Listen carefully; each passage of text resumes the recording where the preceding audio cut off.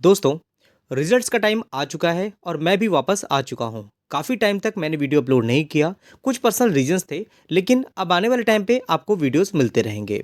वैसे निफ्टी की चाल हमें काफ़ी अच्छी देखने को मिल रही है। एक दिन का अगर आप चार्ट देखते हो, तो निफ्टी हमें 25,000 के लेवल पे देखने को मिल रहा है। जैसा कि मैंने आपको पहले भी कई वीडियो में बताया हुआ है, मार्केट की गिरावट लॉन्ग टर्म के लिए आपको स्टेबल देखने को नहीं मिलती। कहीं न कहीं आपको वॉलेटिलिटी देखने को मिलेगी, लेकिन end of the day market में हमें रैली देखने को मिल जाती है। लेकिन ये जो तेज़ी है वो कब तक टिकती है, ये कहना कुछ अब मुश्किल होगा, क्योंकि एक नेगेटिव न्यूज़ मार्केट में कहीं न कहीं नेगेटिव सेंटिमेंट्स पैदा करती है। लेकिन लॉन्ग टर्म के लिए अगर हम किसी कंपनी को फाइंड आउट करके चलते हैं, तो उसमें शॉर्ट टर्म में गिरावट तो होती है, लेकिन रिटर्न हमें लॉन्ग टर्म में अच्छे बनते हुए दिख जाते हैं। एवरेज करते हो तो कंपाउंडिंग का बेनिफिट मिलता है। वैसे तो अभी जैसे अर्निंग का टाइम हमें देखने को मिल रहा है, बहुत सी कंपनियां हैं जिन पे लोगों की नज़र होती है, जैसे कि आप देखोगे बड़े-बड़े दिग्गज प्लेयर हैं, लेकिन कुछ और भी कंपनियां हैं जिन पे आपको अपना फोकस बना के रखना चाहिए। देखिए, अगर आप फ्यूचर ओरिएंटेड हो और भविष्य की जो टेक्नोलॉजी है, भविष्य की जो नीड है, उसको लेके चलते हो, तो कहीं न कहीं आपको इन सब चीज़ों को ध्यान रखना होता है, क्योंकि छोटी कंपनियाँ होती हैं, उन्हीं में पैसे बनते हैं। हमारे एप्लीकेशन में हम बहुत small cap, micro cap company के बारे में डिस्कस करते हैं, उनको आपको ज़रूर देखना चाहिए और उसमें भी मैंने वीडियो कम अपलोड किए हैं, लेकिन हाँ, अब आने वाले टाइम पे और वीडियोज़ आपको देखने को मिलते रहेंगे। चलिए, अगर आपको अर्निंग देखनी है, तो कहीं न कहीं नेटवेब की अर्निंग आपको ध्यान रखनी चाहिए। कंपनी के रिज़ल्ट्स कैसे हैं, आने वाले टाइम पे ये कैसा परफ़ॉर्म करेगा? तो देखिए, डेटा सेंटर की बात करें, तो इसकी रिक्वायरमेंट हर एक कंपनी को है। जैसे-जैसे टेक्नोलॉजी बढ़ती जा रही है, डेटा सेंटर की रिक्वायरमेंट भी बढ़ती जा रही है। अगर आप ज़ोहो को देखोगे, अभी कितना ट्रेंडिंग है। माइक्रोसॉफ्ट को अगर रिप्लेस करने का कोई कंपनी आगे बढ़ रही है, उसका ज़ोहो को नाम हमें देखने को मिल रहा है। लेकिन देखोगे, कहीं न कहीं अगर वो सर्विसेज़ दे रही है आईटी वाली, तो उसको भी डेटा सेंटर की रिक्वायरमेंट पड़ती है। अब नेटवर्क को लेकर के जो लोग थोड़ा-सा भी संकोच में हैं कि ये कंपनी कैसा करेगी, आने वाले टाइम पे रिटर्न बना के देगी, नहीं देगी, और जो लोग सिर्फ़ सोचते रह गए, उनके कहीं न कहीं रिटर्न नहीं बन पाए। लेकिन जो लोग अभी भी सोच रहे हैं अप्लाई करने के लिए, या तो इस स्टॉक के बारे में खरीदना आप चाह रहे हो, तो कहीं न कहीं इस कंपनी के बारे में आपको ज़रूर पढ़ना चाहिए।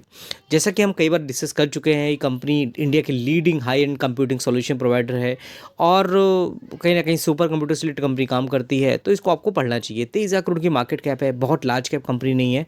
स्टॉक पी भी देखोगे 185 है, वैल्यूएशन तो हाई है, महँगे प्राइस में लोग खरीदने को रेडी हैं। इंडस्ट्री पी देखोगे 35.3 देखने को मिल रहा है।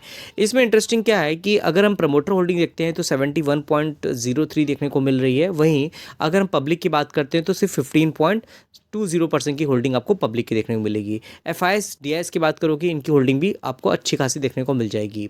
अब इनके पास देखोगे बैलेंस शीट, देखिए रिजर्व कंपनी के भर भर के आपको देखने को मिलेंगे यहाँ पर। साथ ही साथ बोरिंग कितनी है, सिर्फ 8 करोड़ की बोरिंग देखने को मिल रही है। सेल्स ग्रोथ देखिए, अगर 130 करोड़ का था, जो कि 1300 करोड़ तक जाता हुआ नजर आ रहा है यहाँ पर। और वहीं पे अगर नेट प्रॉफिट की बात करेंगे, तो 47 करोड़ से हमें 129 करोड़ तक देखने को मिल रहा है। उसके बाद दोस्तों बात करते हैं नेक्स्ट कंपनी की, केपीआईटी। ये भी आईटी कंपनी है। वैसे तो आईटी कंपनी में देखोगे कुछ टाइम से काफ़ी ज़्यादा करेक्शन देखने को मिल रहा है, बहुत नेगेटिव न्यूज़ देखने को मिल रही थी। H1B वीज़ा को लेकर के जिस तरह से फ़ी बढ़ती हुई दिखी है, उसको लेकर के लोग बहुत ज़्यादा सोच रहे थे कि आईटी कंपनियों के लिए तो बहुत बुरा टाइम शुरू हो गया, बहुत गिरावट होगी।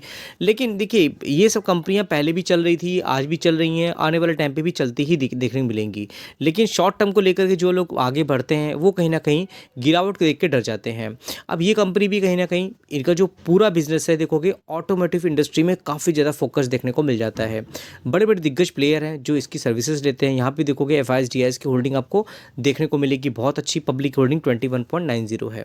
उसके साथ में देखिए, अगर बैलेंस शीट की बात करें, इनके पास भी अच्छे खासे कैश हैं। 1300 करोड़ से 2600 करोड़ तक यहाँ पर कैश देखने को मिल रहा है। बोरिंग सिर्फ 345 करोड़ की बोरिंग देखने को मिलती है। और बहुत सी चीज़ें हैं, जैसे सेल्स बात करते हैं, सेल्स पहले कितनी थी, 641 करोड़ की थी, 6000 करोड़ तक क्या कंपनी का रेवेन्यू है। नेट प्रॉफिट देखेंगे 387 करोड़ से 800 करोड़ तक देखने को मिल रहा है। तो ये सब चीज़ें हैं जो कहीं ना कहीं लोगों को अट्रैक्ट करती हैं।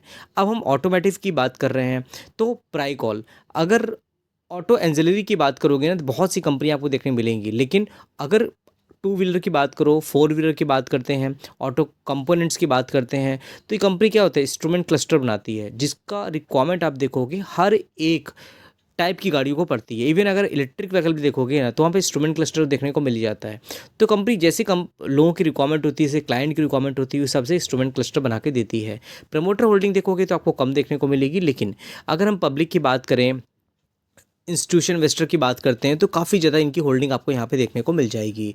इवन अगर बैलेंस शीट की बात करेंगे तो देखो कंपनी के रिजर्व लगभग 1000 करोड़ के हैं। बोरिंग की बात करेंगे 135 करोड़ की है। सेल्स ग्रोथ भी कंपनी के अच्छे खासे हैं, 1400 करोड़ से लगभग 2900 करोड़ तक की सेल्स है। नेट प्रॉफिट देखोगे वो भी आपको यहाँ पे लगातार बढ़ता हुआ दिख रहा है। तो प्रायोरिटी की बात करते हैं तो ये सब कंपनियां मेरे प्रायोरिटी में रहती हैं। जैगल प्रीपेड की बात करते हैं तो ये भी कंपनी बहुत इंटरेस्टिंग है। आप देखोगे यहाँ पर तो कंपनी क्या world class financial solution provide कराती है, यहाँ पर अभी प्लेटफॉर्म प्रोवाइड कराती हैं सब। और ये देखोगे product manage the business expansion of corporate SMEs company startups होते हैं, तो अलग तरीके से कंपनी यहाँ पर काम करती हुई नजर आती है और सोल्यूशन प्रोवाइड कराती है। मार्केट कैपिटलाइजेशन 4000 करोड़ की है, और उसके साथ में स्टॉक पी भी देखोगे 49.4 देखने को मिल जाएगा आपको।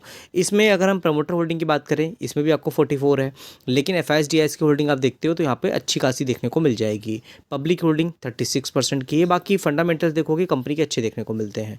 डेटा पैटर्न की बात करें, देखिए ये भी अगर हम बात करें डिफेंस सेक्टर में तो बहुत अच्छा प्लेयर है, और कहीं ना कहीं शुरू से हम डिस्कस करते आ रहे हैं। अभी देखोगे हरिंचा भी देखने को मिल रहा है, 2800 के प्राइस में है। बहुत छोटे प्राइस से है, लगभग 3 साल पहले मैंने बताया था काफ़ी कम प्राइस में कंपनी हुआ करती थी। और यहाँ देखोगे 15,000 करोड़ की मार्केट कैप है। जो लोग एचएएल को लेके आगे बढ़ने की कोशिश करते हैं तो कहीं ना कहीं वो गवर्नमेंट कंपनी है, लेकिन कहीं ना कहीं प्राइवेट प्लेयर भी हैं जो आगे बढ़ने का यहाँ पर बहुत ज़्यादा पोटेंशियल रखते हैं। एफआईएस की होल्डिंग देखोगे आपको अच्छी देखने को मिलेगी। डीआईएस की होल्डिंग देखोगे 8% तक की है। इवन अगर कंपनी का बैलेंस शीट भी अगर आप देखते हो तो कंपनी पास अच्छे खासे रिजर्व हैं, 1497 करोड़ तक के। बोरिंग यहाँ पर ना के बराबर है यहाँ पर। और साथ में साथ सेल्स ग्रोथ देखोगे तो सिर्फ 63 करोड़ की सेल्स थी, जो कि बढ़ के लगभग 704 करोड़ तक जा रही है। वहीं पे नेट प्रॉफिट देखिए कंपनी का, तो नेट प्रॉफिट आपको लगभग 124 करोड़ से 215 करोड़ तक जाता हुआ नजर आ रहा है। तो ये सब चीज़ें इंटरेस्टिंग होती हैं जो आपको कंपनी के बारे में पढ़नी चाहिए। तो आई होप दोस्तों वीडियो आपके लिए हेल्पफुल हुआ होगा, अच्छी इन्फॉर्मेशन मिली हो तो लाइक का बटन दबा के अप्रिशिएट जो करिएगा। चैनल पर नए हो तो सब्सक्राइब करना मत भूलिएगा। फिर मिलते हैं नेक्स्ट वीडियो में, तब तक के लिए थैंक यू।